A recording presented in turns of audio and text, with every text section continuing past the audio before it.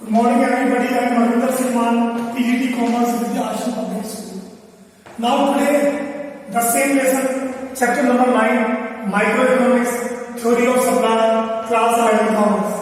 Now market case. पिछले lecture में हमने देखा था इंडिविजुअल केस, यहाँ हम मार्केट केस देखेंगे.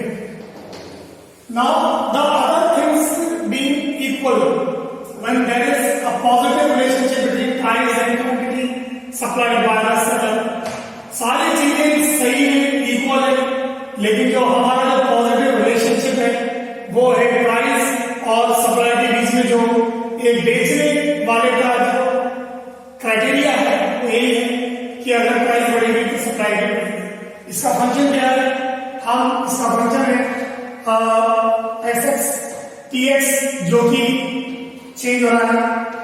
टी टेक्नोलॉजी स्थिर है, T I policy government policy, P I GP is government policy, P I some other thing, and TO price of other products, and N is number of forms, and P I is price of input. Okay, now what is schedule? It is a tabular presentation of positive relationship between price and quantity supplied. Positive relationship है, price बढ़ेगी तो supply भी बढ़ेगी quantity की. और हम ये देख रहे हैं कि ए फर्म, बी फर्म और सी फर्म, इन तीनों की अलग अलग सप्लाई है. ये इन तीनों की टोटल है मार्केट सप्लाई. अब हम इसको ग्राफिकल प्रेजेंटेशन में देखेंगे तो कैसे ये पिक्चर शो होगी. ये ए बी सी, इन तीनों का अलग अलग इंडिविजुअल एस यानी कि सप्लाई कर रहे हैं, और इन तीनों का जो टोटल है वो है मार्केट का. अब ये शो क्या करता है?